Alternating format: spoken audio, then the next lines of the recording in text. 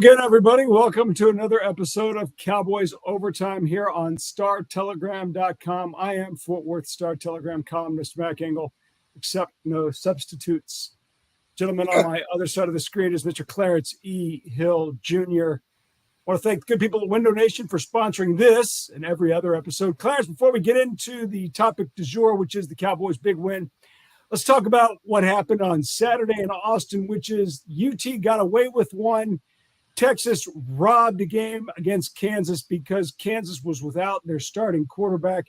Describe to me the level of guilt that you feel for celebrating Texas's win over a team when the starting quarterback couldn't play because of a bad back.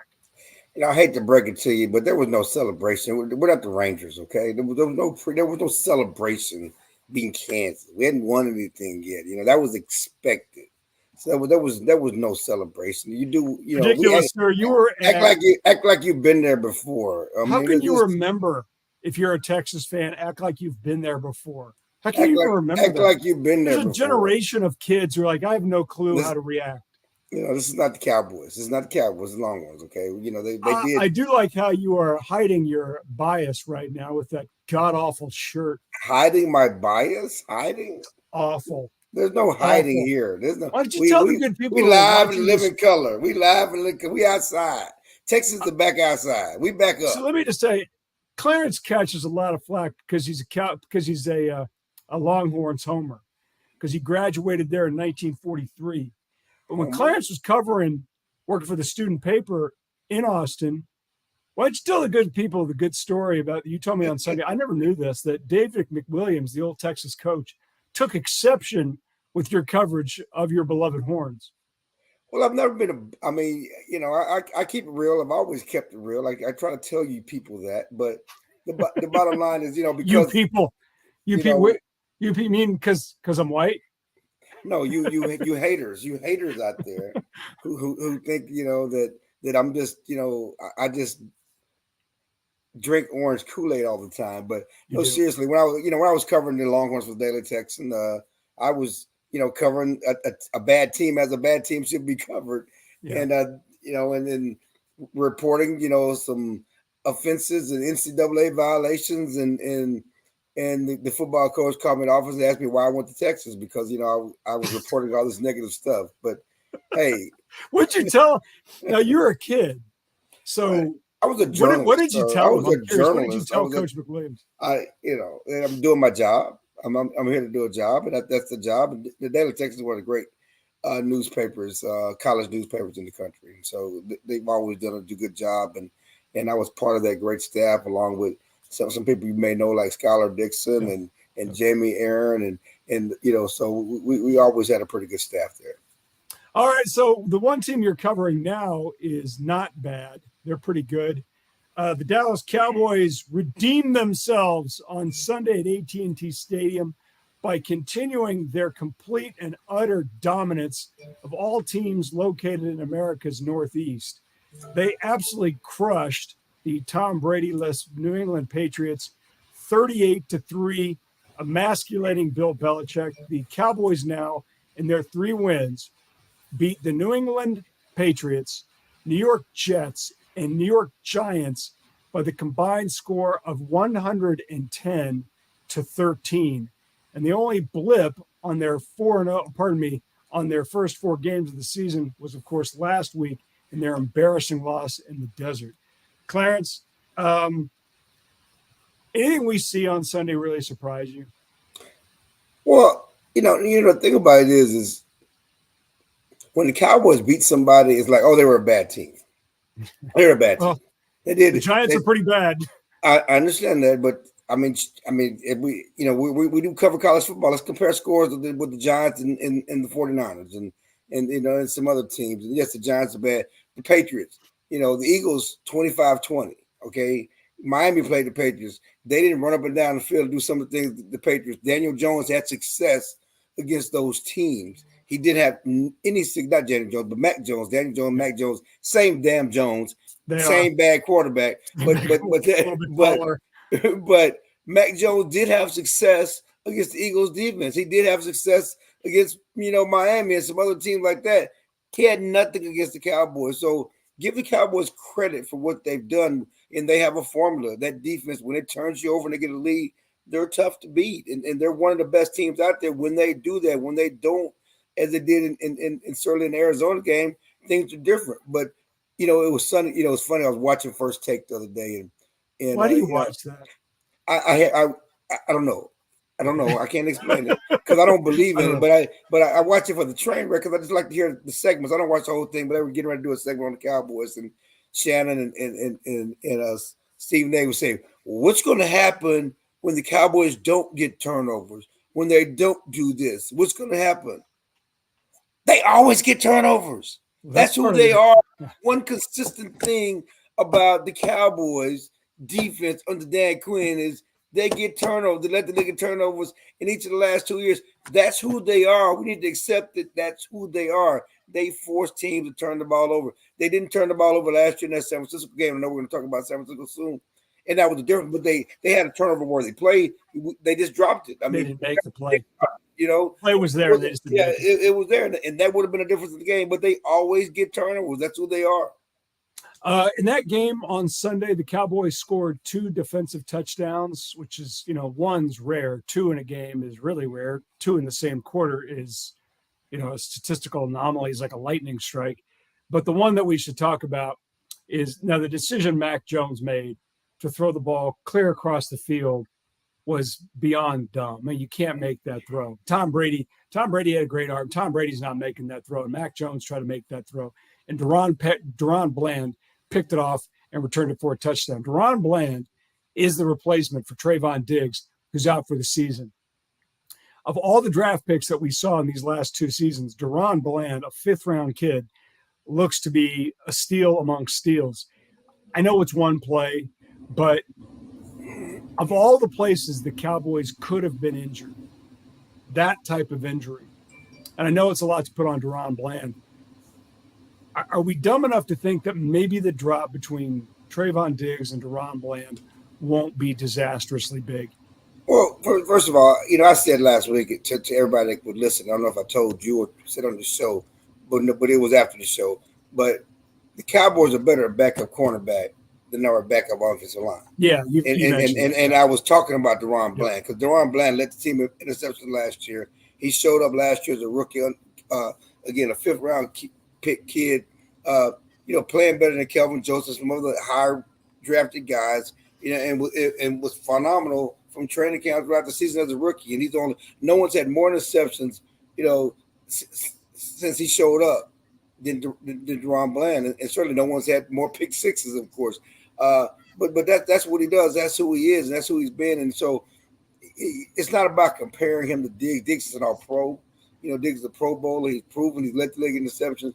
But the Cowboys can live and win with Deron Bland at corner. That's the most important thing. They can win with him. It won't be a liability to have him out there at cornerback in place of Trayvon Diggs. They can still realize their dreams if they have Super Bowl dreams. It won't be because Deron Bland. All right, let's look ahead because this is a game that everybody should be looking forward to. I'm looking forward to it. Sunday in San Francisco. Actually, it's Santa Clara. It's 45 minutes away. Don't get me started on that one. It is the opportunity for the Cowboys to get redemption versus their long time rivals, the San Francisco 49ers. Now, Clarence, I don't know if you knew this or not, but the 49ers have ended the Cowboys playoffs in each of the last 2 years. Yeah, that's news to you. They defeated the 49ers defeated the Cowboys 2 years ago at AT&T Stadium in the divisional round, in the wild card round. Then January, they defeated the Cowboys in the divisional round, a game in which Dak Prescott was terrible and was outplayed by a lot by a rookie 7th-rounder out of Iowa State named Brock Purdy. Don't give me that look. You know exactly what I'm talking about. No, I know what you're talking about. Let me finish. Let me say, how many points did the 49ers score?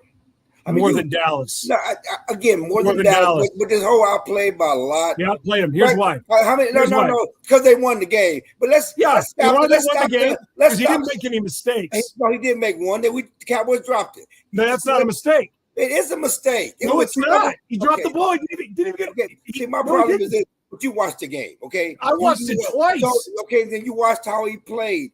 The bottom line is to act like they blew the doors off the Cowboys, They that didn't. it wasn't competitive, that he outplayed him by a lot. He outplayed him. He outplayed him. him. I'm talking about the a lot. The a lot. You know, No, we don't have to sensationalize. Let's say that then. We don't have to sensationalize. He outplayed him. He won the game. But let's not act like he was the second coming of Tom Brady, Joe Montana, and Aaron Rodgers in that game, because he wasn't. No, he didn't outplay him. That was a defensive game. Exactly. Timeout. Exactly. That was a defensive game, and that game was going to come down to 7 plays. And if your guy made him, and specifically if your guy, I'm not talking about your guy being Dak. I mean, if your guy's Brock, if your guy's Dak, he outplayed him because Brock Purdy didn't turn over the ball in that game where the margin of error is nothing.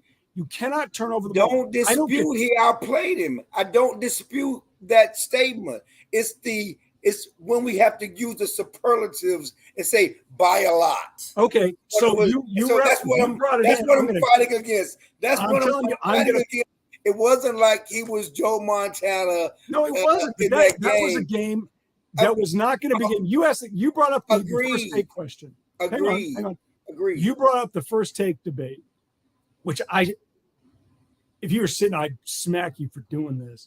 Doing what? You brought up the first take debate. What happens to the Cowboys if they don't they don't force turnovers? Okay, well, we've got the case study. They didn't force turnovers against the 49ers in January. And what happened? They didn't make enough plays offensively. And if they want to win this week, the Cardinal sin of throwing 2 bad picks. Now, the first one you could put on Michael Gallup. The throw was great, but Michael Gallup didn't fight for the ball. He didn't come back. The other one was made by a great athletic play by a really good linebacker and Fred Warner, and Dak can't throw that ball. The end. No question. And in these games, and this is Clarence, I got to tell you, this is what concerns me for the Cowboys moving forward. They're going to get into that game again. Maybe not Sunday, but they're going to get into that game again in January against a really good team. And it's going to come down to 5 plays. Did your guy make the bad decision and make the bad throw? Because that's what's going to define that game. No question. And the key on Sunday will be the team that doesn't turn the ball over. Certainly the Cowboys have emphasized that, and that's what Dak has emphasized. And I'm not absolving any turnovers. You can't make those mistakes. The turnovers were the difference in the game. I will say, and again, but I always say this is a team sport. We just get so caught up in quarterbacks. It's a team sport. And I rarely get to narratives, because just like 2 years ago, the 49ers, as I always say, the 49ers went the back-to-back NFC Championship games because of their defense, because of their running game, because of the offense. 2 years ago, Jimmy Garoppolo took the NFC Championship game. He would have taken them to the Super Bowl, but a safety for the 49ers dropped a pick. Yep. That was like a pop-up pick, like Blake freaking Gideon against Texas Tech, which still pisses me off. A pop-up pick, okay? He dropped a pop-up pick, okay? Garoppolo would have taken San Francisco to the Super Bowl if not for a pop-up pick. Garoppolo is awful. He with the Raiders now. It's not awful. Oh, okay, no. Can I finish? Let me finish my statement, though. My point is this. He dropped the pick, okay? Yep. And now Matt Stafford, who had led the league in interceptions that year, who threw an interception that should have ended the game, gets saved by Aaron Donald because they get the sack. They go to the Super Bowl. He gets saved again by Aaron Donald, and now he's a Super Bowl quarterback. But he led the league in interceptions that year, and he had a crucial turnover-worthy play that should have ended their season. That's what happens. That's football. Just like last year in the game, Trevon Diggs, who everybody was crying about, getting hurt. Led the league in interceptions the year before. He's a Deion Sanders of the defense. He's the one that turned defense to offense. He doesn't tackle, but the thing that they love about him is because he's an interception guy. He had a pick in his lap. He dropped it. So I don't disagree that Dak made mistakes to lose the game, but it's a team sport. You need all your playmakers to make plays. I'm not absolving it. I'm saying you need all your playmakers to make plays to win big game, to be a champion, just like you need Dak not to turn the ball over. You need your best players to play their best and make the plays that come to them. And that's going to be, it won't be just about, it'll be about Michael Parsons. It'll be about all your players doing what they do best and impacting the game. That's going to be the difference. And you know what, Clarence, as bad as he played in that game in Santa Clara in January, the Cowboys defense gave him a shot, and that offensive shot with plenty of time on the clock to drive it. With Tony Pollard out, they had one weapon on offense. Well, okay, but they gave him a shot. No, they did. It was a 3-and-out, and what should have been a pick six. Bottom line is that's gone, that's done. Todd Archer of ESPN, our longtime friend, asked Dak about that game and about memories of it, and Dak justifiably, understandably got irritated. Now, he was good natured about it. He was nice to me. He said, "Yeah, it pisses me off." He's like, "Thanks for bringing it up." I can't imagine he needed to be mentioned, reminded of that game. But Clarence, 49ers are 4-0. Dallas is 3-1. Whatever happens on Sunday, if these teams stay relatively healthy, is there anything from what you've seen so far in the first month that would give you an indication that any team other than Dallas, Philly, and San Francisco aren't the three best teams in the conference right now? Detroit City. Detroit. Yeah. Oh, I'll give you Detroit. I was hesitant, but I'll give you Detroit. Detroit's going to be a problem. And don't sleep on Seattle. But that's why it's a month out. I sort of, I talked about last week. I was tweeting on Sunday. We got to stop making referendums after 3 games. And 4 games? 3 games. 4 games? Before Sunday was 3 games. Now it's 4 games. But I mean, last week, Miami was all the rage, and no one's ever going to stop that offense. They gave up 70. I mean, they scored 70. This week they gave up 50. I remember week 1 when Buffalo lost to the Jets, and now Buffalo's playing out of their minds. We got to let it play out. You got to let it. We got to let the season, marinate a little bit. You got to let it marinate. You got to let That's it the marinate. dumbest thing I've ever heard. If we're not overreacting on this thing, then what are we doing? But what's about this weekend is different because this is a weekend that's personal for the Cowboys, and the 49 it's not a regular season game. And certainly they will, if they win or lose, still got 12 games. They still got to do it again. But for a Cowboys team that lost twice, for a Cowboys team that following that game, Mike McCarthy went and fired 8 coaches and took over play calling, everything they did to change to take that next step. This is an opportunity to see if they're in the right direction. Okay, we're gonna have one more topic. Hang on, we got one more talk before we go to break. Clarence, Cowboys scored 38 points. They won 38-3, but there is an issue, and that is specifically when this team gets the ball at the opponent's 19-yard line, there are red zone issues. You talked about it the other week when we here on Cowboys Overtime. Candy, call up that image. I don't. Candy's probably asleep. There we go. Are there any worries about? Thank you, Candy. Candy's not asleep. No, well, she's probably watching TV or reading a book or something. Like that. I can't blame her. She's playing with her cat. So, Clarence, Cowboys were 1 of 4 inside the red zone. Now, they did punch in on defense a couple times. So that's good. And their passing game out of the extra point formation worked pretty good. Way to go, Chauncey Golston. You're right, though. This team has genuine matchup issues from about the 10 or 12 yard line, and maybe not the 19, but the 10 or 12. I mean, when you get that tight, do you see anybody developing? I don't. Like you mentioned, Jake Ferguson, Peyton Hendershot, Luke Schoonmaker might get there one day. No, he dropped a touchdown pass. I know, but I'm thinking tailor-made tight end. That's the I'm thinking long term, but I don't see anybody developing into a matchup issue because to me, the more I look at that, I'm like, I see matchup problems for the Cowboys at about the 10-yard in. There's just not. I don't see it. Do you? No, I think there are legitimate concerns, but I think the running game has a chance. I think there were plays there in the running game. The play early in the game when Dak and Pollard ran into each other and Pollard actually ran the wrong way. There was a hole there. I know the play was there. The play was there, and so I think that once you get the offensive line back and our boy Tyler Smith from Fort Worth, Texas, freaking beast. He was the highest graded offensive player in the NFL. The highest graded offensive player in the NFL this past weekend He's by Pro killing Football people. Focus. That's higher than Josh Allen and higher than Brock Purdy, who didn't even have an incomplete pass. That's how well he played, and you start getting him out there because he missed the first 2 games of the season. Getting lathered up, and you get your offensive line together. I think that's going to be a difference. And Clarence, it's funny. I got to ask about Tyler Smith. Tyron Smith is still not. He might play Sunday, but I mean, it's the same old thing with Tyron. He's a warrior. He's trying, but he's hurt.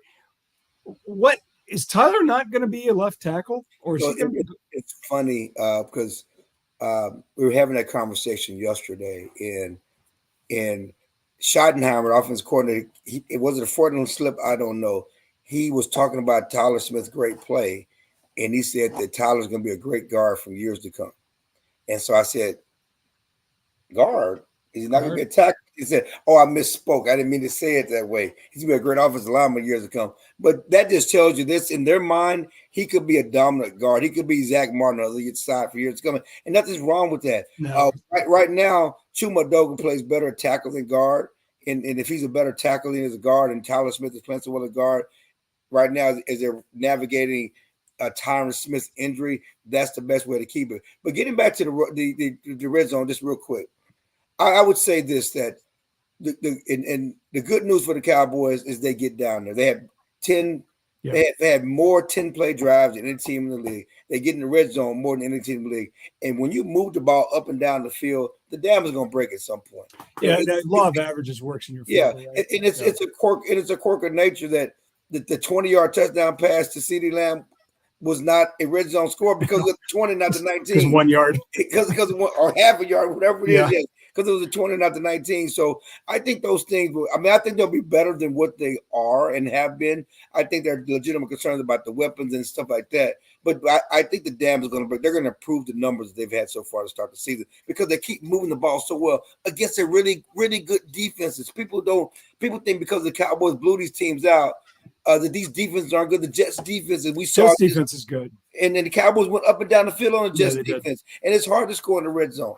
The other two defenses are not good. Okay, you know what is good? You know what's fantastic? Window Nation. Let's hear from them right now. Kenny. Window Nation, the star of window replacement and the official window replacement partner of the Dallas Cowboys, can help you fill the house this season with savings. Buy 2 windows, get 2 free, and put no money down. Make no payments and pay no interest for 2 years. Fill your house for a customized authentic Dallas Cowboys jersey while supplies last. You could even help fill the Cowboys house and win tickets to a game. Call 866-95-NATION or visit windownation.com/Cowboys now for details. Window Nation, proud partner of your Dallas Cowboys.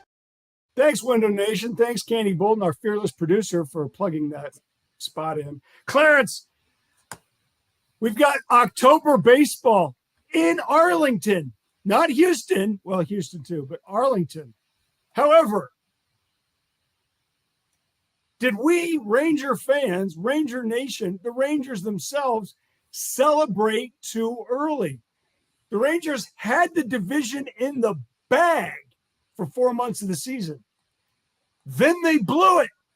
Then Houston decided to take a breather against bad teams. Then the Rangers blew it. Then with the final 4 games of the regular season, the Rangers did everything they could to win and blow it. They win on Saturday night against the Mariners in Seattle. They start celebrating their playoff appearance. So they're going to go to the playoffs regardless of whatever anything else happens with any other team. The division title was still at stake. They find out the Astros win and they cancel the celebration. They basically turn off the celebration. Like, hey, we made it, but hey, we got one more game left on Sunday against the Mariners. And if we win the American League West. If we don't win and Houston wins, then the Astros get it. Sure enough, the bats don't show up. The Rangers don't score a run against a team that had been eliminated, Seattle, in a 1-0 loss. The Astros go out and win. They celebrate. Well, they're above celebrating now because all they do is win World Series. And now that has become really kind of an unfortunate, ugly tete-a-tete between the two franchises, Houston and Texas. Not just the franchise, the media too. Yeah, the media got involved. Our friend Emily Jones, she caught stray bullets on that one. It got kind of petty. The GM, Chris Young, comes out and calls out the Houston media yesterday. It's crazy. It's crazy. It's petty. I kind of love it. I don't like what happened to Emily's a friend. I don't like what happened to Emily. But because some of the social media stuff gets really ugly. Clarence, did the Rangers celebrate too early? So I just need to understand the timeline, because the Rangers are now telling a different story that they didn't really celebrate. It was only muted. But so did they start celebrating, then they found out the Astros won, then they stopped? Is that what you just said?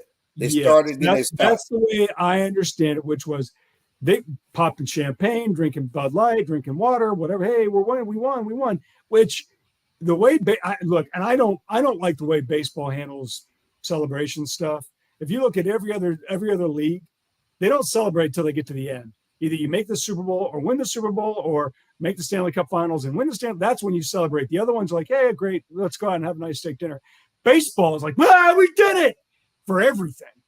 And so the Rangers hadn't made the playoffs since 2016. So they get in and they're celebrating. Great. Then they find out the Astros have won. And with the Astros winning, that put weight on what was going to happen Sunday. And that's when the Rangers decided, okay, this changes everything. Let's shut it down. We got a game tomorrow that matters. And we're going to play like that, even though they didn't. But that's essentially the timeline. Yeah, it was just a bad look. And for them to try to act like calling out. I mean, the Astros were right. They won. They got World Series titles, and then they won this division title because you were celebrating and you lost.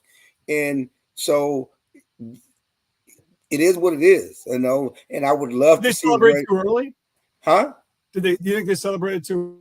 Well, yeah. I mean, I think they didn't put it in the proper perspective. If the division title was going, especially since you had been, leading and been the favorite for the division title all year. Now, I would say this: that when you haven't done it, as long as the Rangers had done it, it is something special. It is something cool. But the bottom line is, you now made it tougher for yourself. You got to go to Tampa Bay. You got to fly from Seattle all the way to Tampa. I mean, that's the killer about this. It's, we've seen it time and time again. Winning the division doesn't mean what it once did. If you get in, we're seeing wild card teams now go to the World Series, win the World Series all the time. So Houston, Clarence, Texas blew it. They had the division, they blew it, but they had, but they're in. That's great. They're going to start their best of 3 series against the Rays, which it's basically a road series. It's a best of 3 in Tampa. Now, Tampa offers no hint of home field advantage. It's the worst stadium in North American sports by a wide margin. But when I think what you just said, you said a mouthful right there. If you're Texas, you haven't done this in a long time, and it's worth celebrating. If the Astros, you've been doing this now for 8 years. Winning a division doesn't mean what it once did 8 years ago, because 8 years ago, they would have been celebrating. Now, it reminds me when the Oakland A's, remember those great Oakland A's teams in the late 80s? Well, they won, and back when the division was everything, by the time they won the 3rd division, they weren't celebrating anymore because they had won the previous 2 years. And I think that's what happens. The bottom line is the fact that the Rangers got in the playoffs, considering where they were last season when they won 68 games, to get to 90 wins, that's a hell of a... I know, but see, that's our problem in this area. It's bless the Rangers' hearts. They're in the playoffs. There's no standard. There's no expectation. So true. And so everybody's happy and feels good for them to, the little Rangers, little Red Shoes Rangers, they're in the playoffs. Oh, that's so cute. That's so cute and cute. They're in the playoffs. You're dead on right. The Cowboys, they're 12 and 5. It's the Cowboys. That's the truth. The Rangers, they have I was looking this up yesterday. The Rangers, a 90-win season is a big deal in Major League Baseball. The Rangers got here in 73 from DC. They've had 9 90-win seasons. That's how bad they've been. Yes. And I mean, they've changed the names, they've changed the stadiums, they've changed the uniforms. The standard is the standard. It is the little Rangers that could. Okay, let's talk about standards. We've got a big game on Saturday, the one that you've been waiting for. And for the first time in a long time, the Red River, what am I allowed to call it now? It's the rivalry. You can't call it a shootout because of guns, okay? You can't use the gun reference, okay? I think it's the rivalry and the showdown rivalry, one of those things they've co-opted. Texas OU weekend is here, and it matters. Texas 5-0 Oklahoma 5-0, both in their final seasons of the Big 12 before they go to the SEC, where they will get their brains kicked in. This is the first time since 2000. Just telling the truth. This is the first time. Didn't Texas play Alabama this year? Did they get their brains kicked in? I'm just kidding. That's true. Yeah, but A&M's going to take care of it. So, Yeah. so this is the first time since 2008 both Texas and Oklahoma come into this storied rivalry undefeated. Clarence, Texas took care of business on Saturday against a very game scrappy but ultimately outmanned Kansas Jayhawk team. They won going away. Oklahoma has played nobody, and they've defeated nobody. They beat up. It was a low-scoring game against Cincinnati. Cincinnati's not very good. They beat Tulsa. Who cares? They beat SMU when we kind of thought SMU might be decent. They're not. I'm not really sure what to make of Oklahoma right now, but I am sure what to make of Texas, which is they are clearly the class of the Big 12, and it's the first time in a long time Texas looks really good defensively up front. This is good.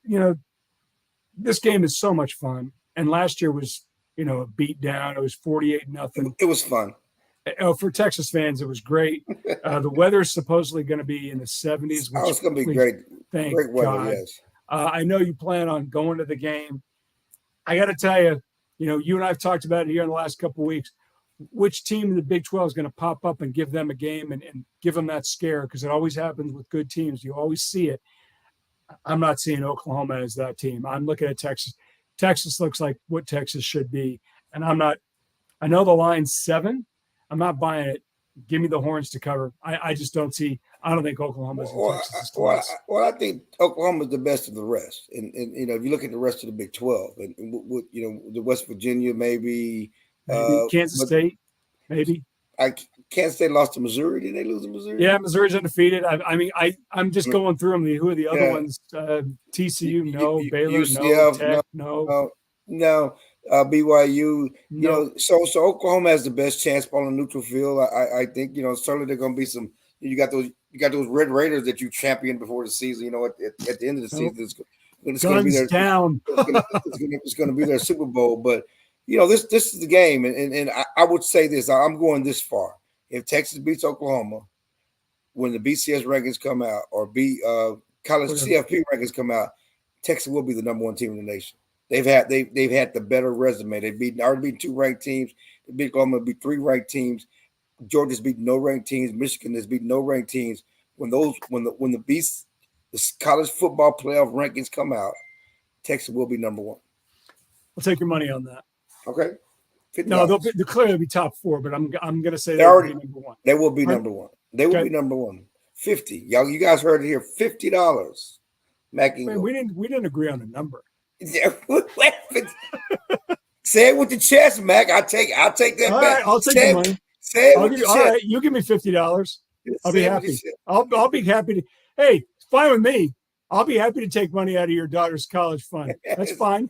You don't love your daughter. Take money, just willy-nilly throwing her money around. Take your money at your daughter's soccer fund, brother. Field hockey. Killer.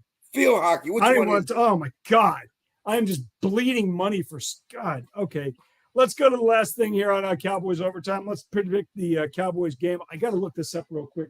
I forgot to do this, so bear with me. What's the line in the game on Sunday for the Cowboys and 49ers? Do you know? I do not know. I don't. All right, let's find that out. I don't gamble like that. I don't either, but I love looking at point spreads because usually they're really accurate. So it is what would you guess?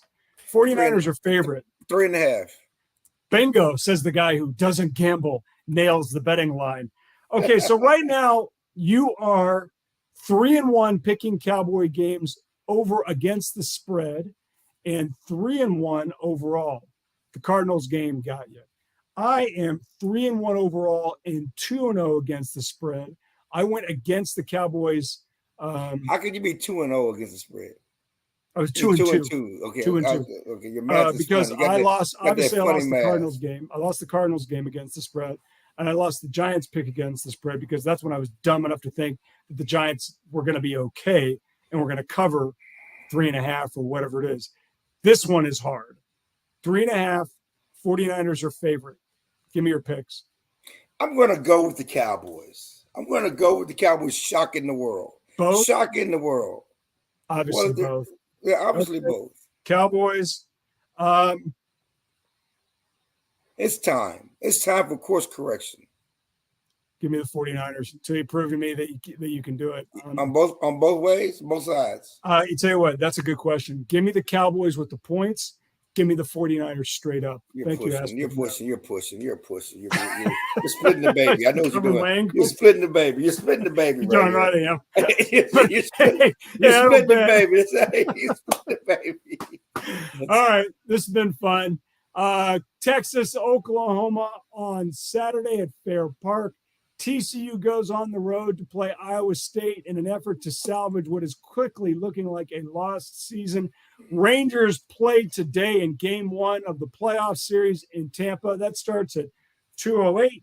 And the Cowboys are on the road on Sunday night in Santa Clara, California. Clarence will be there. I will not. Will Taylor Smith be there? Will Taylor Swift be there? Will the Swifties be there?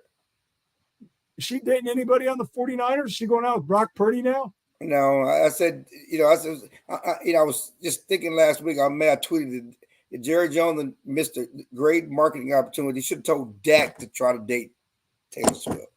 Taylor Swift and the Cowboys. Think about the ratings bonanza. Oh my!